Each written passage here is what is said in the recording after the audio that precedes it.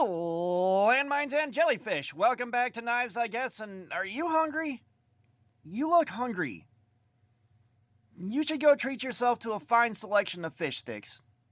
You deserve it. But while I was on Amazon looking for a new multi-tool to carry, I was looking at the Rocktols, and I wound up getting this Rocktol ST02. So this was at a price I couldn't resist, and it's something that I don't have in the rotation, so I've got it. And let's take a look at the boy. So we've got it still boxed up, and I unboxed this on the live stream officially. And if you're watching a live stream and something comes in from Amazon while we're streaming, we go ahead and open it there. So drop by the live streams and check them out. There's some beautiful chaos. But, and this is not a new thing. It's just new to me. But we've got something very Swiss Army knife-like, but it's built the way I like them. One of the things I never liked about Swiss Army knives is they're fragile. Like, I've had the tools on them strip out. I've had the blades go dull like that. Just too many issues with those things for how hard I use them when I have them. So, grabbing one of these is delightful, and on Amazon, when I bought this, it was on sale, marked all the way down to $15 from, I believe, around $25. Or it's between 25 and $30. But it's up in that range. So I got a pretty good deal on it. At the time of recording this, they're still on sale, so drop by Amazon and check them out.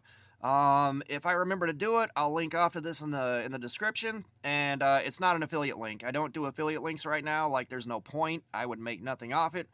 But if I link anything, not an affiliate link. So let's take a look at the boy.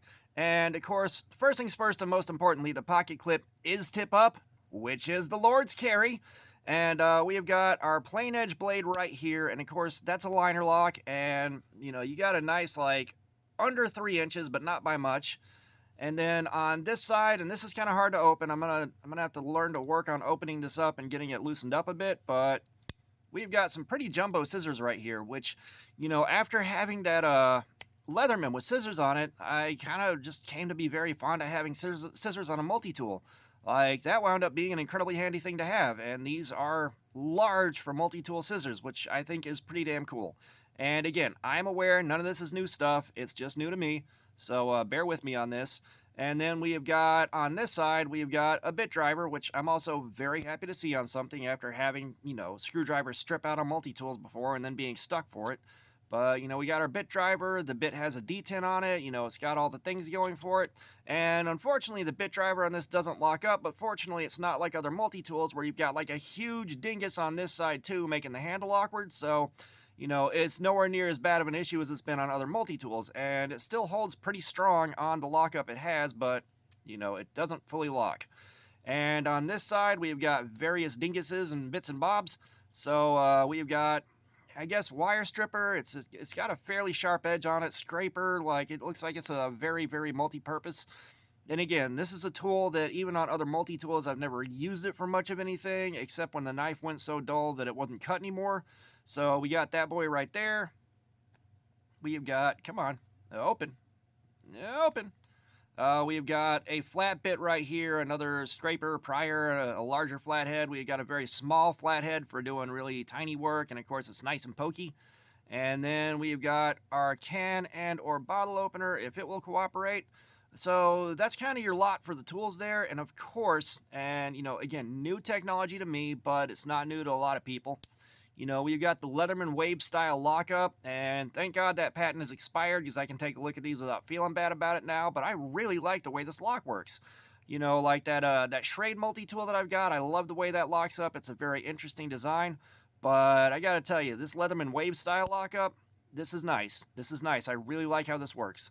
It feels good, and it's I haven't been into multi-tools for a long time because I never saw a point in carrying them until I carried one again.